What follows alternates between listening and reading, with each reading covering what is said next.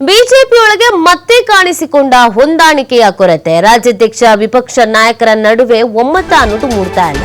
ಮೋದಿ ಕಾರ್ಯಕ್ರಮ ಆಯೋಜನೆಯಲ್ಲಿ credit war ಅನ್ನೋದು ಶುರು ಆಗ್ಬಿಟ್ಟಿದೆ. ಕಾರ್ಯಕ್ರಮ ಆಯೋಜಿಸಿ ಎಡವಟ್ಟನ್ನ ಮಾಡ್ಕೊಂಡ್ರೆ ಅಶೋಕ್ ಅವರು ಇದು ಈಗಿರೋ ಪ್ರಶ್ನೆ. ಮೋದಿ ಅವರ ಸಾರ್ವಜನಿಕ ಕಾರ್ಯಕ್ರಮಕ್ಕೆ ಪ್ಲಾನ್ ಮಾಡ್ಕೊಂಡಿದ್ರು ಅಶೋಕ್ ಅವರು. ಪಬ್ಲಿಕ್ ರ್ಯಾಲಿಗೆ ಸಿದ್ಧತೆಯನ್ನ ಮಾಡಲಾಗಿತ್ತು. ಬೆಂಗಳೂರು ದಕ್ಷಿಣ ಬಿಜೆಪಿ ವಿಭಾಗದಲ್ಲಿ ಈ ಒಂದು ಪ್ಲಾನ್ ಆಗಿದ್ದು, ರಾಜ್ಯಾಧ್ಯಕ್ಷರಿಗೆ ಇದ್ರ ಬಗ್ಗೆ ಮಾಹಿತಿನೇ ಇರಲಿಲ್ಲ. ಈ ತರದೊಂದು ಕಾರ್ಯಕ್ರಮವನ್ನು ಅರೇಂಜ್ ಮಾಡ್ತಾ ಇದ್ದಾರೆ ಅನ್ನೋದು ವಿಜಯೇಂದ್ರ ಅವರಿಗೆ ಗೊತ್ತೇ ಇಲ್ಲ. ಆದ್ರೆ PM ಕಾರ್ಯಕ್ರಮ ಪಟ್ಟಿಯಲ್ಲಿ ಈ ಕಾರ್ಯಕ್ರಮ ಅರೇಂಜ್ ಮಾಡಿದ್ರಲ್ಲ ವಿಜಯೇಂದ್ರ ಅವರಿಗೆ ಗೊತ್ತಿಲ್ಲದಿದ್ದೇನೆ ಪಬ್ಲಿಕ್ ಕಾರ್ಯಕ್ರಮ ಅದು ಇಲ್ಲವೇ ಇಲ್ಲ. ಕೇವಲ ಸರ್ಕಾರಿ ಕಾರ್ಯಕ್ರಮಕ್ಕೆ ಮಾತ್ರ ಹಾಜರಾಗುವುದಾಗಿ ತಿಳಿಸಿದ್ದಾರೆ PM. ಕ್ರೆಡಿಟ್ ಪ್ಲಾನ್ ಮಾಡಿ ಕಡೆ ಗಳಿಗೆಯಲ್ಲಿ ಕಾರ್ಯಕ್ರಮ ರದ್ದಾಗಿದೆ. ಕಾರ್ಯಕ್ರಮದ ಆಯೋಜನೆ ಬಗ್ಗೆ ಮಾಹಿತಿ ಇರಲಿಲ್ಲ ಅಂತ ರಾಜ್ಯಾಧ್ಯಕ್ಷರು ಹೇಳ್ತಾ ಇದ್ದಾರೆ. ಹೀಗಾಗಿ ರಾಜ್ಯಾಧ್ಯಕ್ಷ ವಿಪಕ್ಷ ನಾಯಕರ ನಡುವೆ ಒಮ್ಮತ ಅನ್ನೋದು ಇಲ್ವಾ ಅನ್ನೋದು ಪ್ರಶ್ನೆ ಈಗಿರೋದು. ಅಶೋಕ್ ಅವರು ಒಂದು ಪ್ಲಾನ್ ಮಾಡ್ತಾರೆ, ವಿಜಯೇಂದ್ರ ಅವರಿಗೆ ಆ ಪ್ಲಾನ್ ಬಗ್ಗೆ ಗೊತ್ತಿಲ್ಲ. ವಿಜಯೇಂದ್ರ ಅವರು ಬಿಜೆಪಿ ರಾಜ್ಯಾಧ್ಯಕ್ಷರು. ಬಿಜೆಪಿಯ ರಾಜ್ಯಾಧ್ಯಕ್ಷರಿಗೆ ಗೊತ್ತಿಲ್ಲದಿದ್ದಂಗೆನೆ ವಿಪಕ್ಷ ನಾಯಕರು ಪ್ಲಾನ್ ಮಾಡುವುದು ಅಂತಂದ್ರೆ ಏನರ್ಥ? ವಿಪಕ್ಷ ನಾಯಕರು ಮಾಡುವ ಪ್ಲಾನ್ ಅನ್ನ ಕ್ಯಾನ್ಸಲ್ ಮಾಡುವುದು ಅಂತಂದ್ರೆ ಏನರ್ಥ? ಅಶೋಕ್ ಅವರು ಸುಮ್ಮನೆ ಪ್ಲಾನ್ ಮಾಡಿದ್ರ? ಹಾಗಾದ್ರೆ ಮಾಹಿತಿಯನ್ನ ಕೇಳದೆ, ಮಾಹಿತಿಯನ್ನ ಪಡೆಯದೆ, ಮಾಹಿತಿಯನ್ನ ನೀಡದೆ ಸುಮ್ಮನೆ ಕ್ರೆಡಿಟಿಗೋಸ್ಕರ ಅಶೋಕ್ ಅವರು ಪ್ಲಾನ್ ಮಾಡಿದಾರಪ್ಪ ಅಂತ ಕ್ರೆಡಿಟಿಗೋಸ್ಕರ ಇದನ್ನ ಮಾಡಿದ್ರ? ಪ್ರಶ್ನೆ. ವಿಜಯೇಂದ್ರ ಅವ್ರಿಗೆ ಗೊತ್ತಿದ್ದರೂ ನಂಗೇನು ಅದ್ರ ಬಗ್ಗೆ ಗೊತ್ತಿಲ್ಲ ಅಂತ ಹೇಳ್ತಾ ಇದ್ದಾರಾ? ಹಾಗಿದ್ರೆ ವಿಜಯೇಂದ್ರ ಅವರ ಗಮನಕ್ಕೆ ತರದೇನೆ ಬಿಜೆಪಿಯಲ್ಲಿ ಇನ್ನೇನೇನು ಕೆಲಸಗಳಾಗತ್ತೆ? ವಿಪಕ್ಷ ನಾಯಕ ರಾಜ್ಯಾಧ್ಯಕ್ಷರ ನಡುವೆ ಮಾತುಕತೆ ಅನ್ನೋದೇ ಇಲ್ವಾ? ಅದರಲ್ಲೂ ಪ್ರಧಾನಿಗಳು ಬರ್ತಾ ಇದ್ದಾರೆ, ಪಕ್ಷದ ಮುಖ್ಯಸ್ಥರು ಬರ್ತಾ ಇದ್ದಾರೆ ಅಂತ ಹೇಳಿದ್ರು ಕೂಡ ಒಂದು ಪ್ಲಾನಿಂಗ್ ಮಾಡ್ಕೊಳ್ಳಲ್ಲ ಅಂತಂದ್ರೆ ಏನರ್ಥ? ಈ ಬಗ್ಗೆ ಮತ್ತಷ್ಟು ಮಾಹಿತಿಯನ್ನು ನೀಡ್ತಾರೆ ನಮ್ಮ ಪ್ರತಿನಿಧಿ ರಾಕೇಶ್. ಈ ಹಿಂದೆಯಿಂದ ಬಿಜೆಪಿಗೆ ಒಂದು ಬಿರದಿದೆ, ಏನಂದ್ರೆ ಯಾವುದೇ ಕಾರ್ಯಕ್ರಮಗಳನ್ನ ಮಾಡಿದ್ರು ಕೂಡ ಬಹಳ ಅಚ್ಚುಕಟ್ಟಾಗಿ ಮಾಡ್ತಾರೆ, ಮತ್ತೆ ಒಂದು ಪ್ಲಾನಿಂಗ್ ಅನ್ನೋದಿರುತ್ತೆ, ಶಿಸ್ತು ಅನ್ನೋದಿರುತ್ತೆ ಅಂತ ಎಲ್ಲ ಕೂತು ಮಾತಾಡಿ ಪ್ಲಾನಿಂಗ್ ಅನ್ನ ಮಾಡ್ತಾರೆ ಅನ್ನೋದನ್ನ ಹೇಳ್ತಾ ಇರ್ತಾರೆ.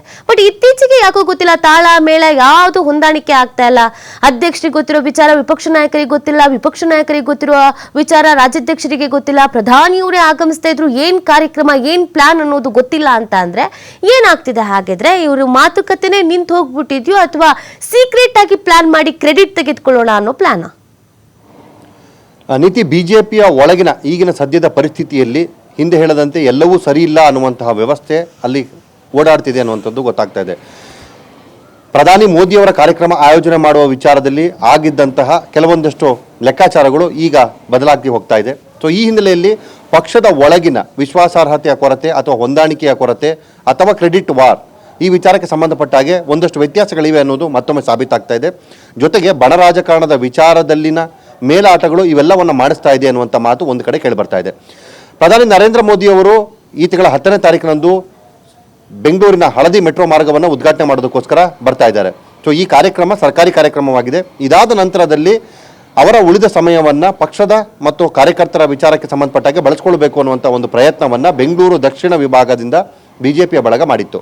ಅಶೋಕ್ ಅವರ ನೇತೃತ್ವದಲ್ಲಿ ಈ ಪ್ರಯತ್ನ ಸಾಗಿತ್ತು. ಸೊ ಈ ಕಾರ್ಯಕ್ರಮದಲ್ಲಿ ಸಾರ್ವಜನಿಕ ಸಮಾರಂಭವೊಂದನ್ನು ಯೋಚನೆ ಮಾಡಿ ಅದರ ಮುಖಾಂತರ ಜಯನಗರದಲ್ಲಿ ಬಹಿರಂಗ ಸಮಾವೇಶವೊಂದನ್ನು ಆಯೋಜನೆ ಮಾಡುವಂತಹ ತಯಾರಿಗಳನ್ನು ಕೂಡ ಮಾಡಲಾಗಿತ್ತು. ಆದರೆ ಪ್ರಧಾನಿ ಕಾರ್ಯಾಲಯ ಈ ಕಾರ್ಯಕ್ರಮಕ್ಕೆ ಅವಕಾಶವನ್ನು ಕೊಟ್ಟಿಲ್ಲ. ಕೇವಲ ನಿಗದಿಯಾಗಿರುವ ಸರ್ಕಾರಿ ಕಾರ್ಯಕ್ರಮವನ್ನು ಮುಗಿಸಿ ಅವರು ದೆಹಲಿಗೆ ತೆರಳುತ್ತಾರೆ ಅನ್ನುವಂಥ ಮಾಹಿತಿಯನ್ನು ಕೊಟ್ಟಿದೆ. ಹೀಗಾಗಿ ಈ ಕಾರ್ಯಕ್ರಮ ಅಶೋಕ್ ಅವರು ಗೊತ್ತಿದ್ದು ಮಾಡಿದ್ರ ಅಥವಾ ಅವರ ತಂಡ ಇವೆಲ್ಲವನ್ನ ಮೊದಲೇ ಸಿದ್ಧತೆ ಮಾಡಿಕೊಂಡು ಮಾಡುತ್ತೋ ಅಥವಾ ಬಂದ ಕಾರ್ಯಕ್ರಮದ ಸಂದರ್ಭದಲ್ಲಿ ಅವರ ಲಾಭವನ್ನು ಪಡೆದುಕೊಳ್ಳೋದಕ್ಕೋಸ್ಕರ ಯೋಚನೆ ಮಾಡಿತ್ತೋ ಅದು ಹೇಗೆ ಅನ್ನೋದು ಇನ್ನೂ ಕೂಡ ಸ್ಪಷ್ಟತೆಯನ್ನು ಸಿಕ್ಕಿಲ್ಲ. ಆದರೆ ಕಾರ್ಯಕ್ರಮ ಆಯೋಜನೆ ವಿಚಾರದ ವಿಚಾರ ಇರೋದು ರಾಜ್ಯ ಬಿಜೆಪಿ ವಲಯಕ್ಕೂ ಮತ್ತು ಪ್ರಧಾನಿ ಕಾರ್ಯಾಲಯಕ್ಕೂ ಅದರ ಕಮ್ಯುನಿಕೇಷನ್ ಆಗಿದೆಯಾ ಇಲ್ಲವೋ ಅನ್ನೋಂಥದ್ದು ಕೂಡ ಇನ್ನೂ ಅನುಮಾನವನ್ನು ಹುಟ್ಟಿಸ್ತಾ ಇದೆ. ಇವೆಲ್ಲ ಬೆಳವಣಿಗೆಗಳ ನಡುವೆ ಮತ್ತೊಂದು ಪ್ರಶ್ನೆ ಹುಟ್ಟಾಕಿರೋದೇನು ಅಂದರೆ ಬಣ ರಾಜಕಾರಣದ ವಿಚಾರದಲ್ಲಿ ಕ್ರೆಡಿಟ್ ವಾರನ್ನು ತೆಗೆದುಕೊಳ್ಳೋದಕ್ಕೋಸ್ಕರ ಕ್ರೆಡಿಟನ್ನು ತೆಗೆದುಕೊಳ್ಳುವ ವಿಚಾರಕ್ಕೆ ಸಂಬಂಧಪಟ್ಟ ಹಾಗೆ ನಡೆದಂಥ ಬೆಳವಣಿಗೆ ಇದು ಭಾಗವೇ ಅನ್ನುವಂಥ ಪ್ರಶ್ನೆಯನ್ನು ಹುಟ್ಟಾಗ್ತಾ ಇದೆ.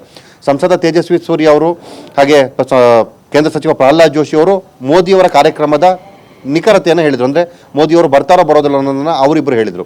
ಅದಕ್ಕೂ ಮೊದಲು ಬಿಜೆಪಿ ಕಾರ್ಯಾಲಯಕ್ಕೆ ಈ ಬಗ್ಗೆ ಯಾವುದೇ ಮಾಹಿತಿ ಇರಲಿಲ್ಲ. ಅಂದರೆ ಕಾರ್ಯಕ್ರಮ ನಿಗದಿಯ ಬಗ್ಗೆ ಆಗಬಹುದು ಅನ್ನುವಂಥ ವಿಚಾರವಿತ್ತೇ ಹೊರತು ಪರ್ಟಿಕ್ಯುಲರ್ ಆಗಿ ಅವರು ಬರ್ತಾರೆ ಅನ್ನೋದ್ರ ಬಗ್ಗೆ ಗೊತ್ತಿಲ್ಲ. ಸೊ ಹೀಗಾಗಿ ಈ ವಿಚಾರದಲ್ಲಿ ಎಲ್ಲಿ ಲೋಪ ಆಗ್ತಾ ಇದೆ ಅಥವಾ ಕಮ್ಯುನಿಕೇಷನ್ ಎಲ್ಲಿ ಲ್ಯಾಪ್ಸ್ ಆಗ್ತಾ ಇದೆ ಅನ್ನುವಂಥದ್ದು ಮೊದಲ ಪ್ರಶ್ನೆ ಆಗ್ತಾ ಇದೆ. ಇನ್ನೊಂದು ಕಡೆ ಈ ರೀತಿ ವಿಪಕ್ಷ ನಾಯಕರ ಗಮನಕ್ಕೆ ಕಾರ್ಯಕ್ರಮವನ್ನು ಮಾಡುವಂಥ ಯೋಚನೆ ಬರ್ತದೆ ಅನ್ನುವಂಥದ್ದಾದರೆ ಕಾರ್ಯಾಲಯ ಮತ್ತು ರಾಜ್ಯಾಧ್ಯಕ್ಷರಿಗೆ ಈ ವಿಚಾರದಲ್ಲಿ ಯಾಕೆ ಸ್ಪಷ್ಟತೆ ಸಿಕ್ಕಿಲ್ಲ ಅನ್ನುವಂಥದ್ದು ಮತ್ತೊಂದು ಕಡೆ. ಹೀಗೆ ಪಕ್ಷದ ಒಳಗಡೆ ಎಲ್ಲವನ್ನು ಸರಿ ಮಾಡುವಂಥ ಪ್ರಕ್ರಿಯೆಗಳು ನಡೀತಾ ಇದ್ರೂ ಕೂಡ ಆ ರೀತಿಯಾದಂಥ ಗೊಂದಲಗಳು ಮತ್ತೆ ಮತ್ತೆ ಯಾಕೆ ಮೂಡ್ತಾ ಇದೆ, ಇದರ ಅರ್ಥ ಏನು ಅನ್ನುವಂಥದ್ದು ಇನ್ನೂ ಕೂಡ ಕಂಡುಕೊಳ್ಳಲಾದಂಥ ಉತ್ತರವಂತ ಪರಿಸ್ಥಿತಿಯನ್ನು ನಿರ್ಮಿಸ್ತಾ ಇದೆ. ಇದಕ್ಕೆ ಬಿಜೆಪಿ ಪ್ರಮುಖರೆಲ್ಲರೂ ಸರಿಯಾದಂತಹ ಸಮರ್ಥ ಉತ್ತರವನ್ನು ಕೊಡಬೇಕಾಗುತ್ತೆ. ನೀತಿ. ಓಕೆ, ಥ್ಯಾಂಕ್ ಯು ರಾಕೇಶ್ ತಮ್ಮ ಡೀಟೇಲ್ಸ್ಗೆ.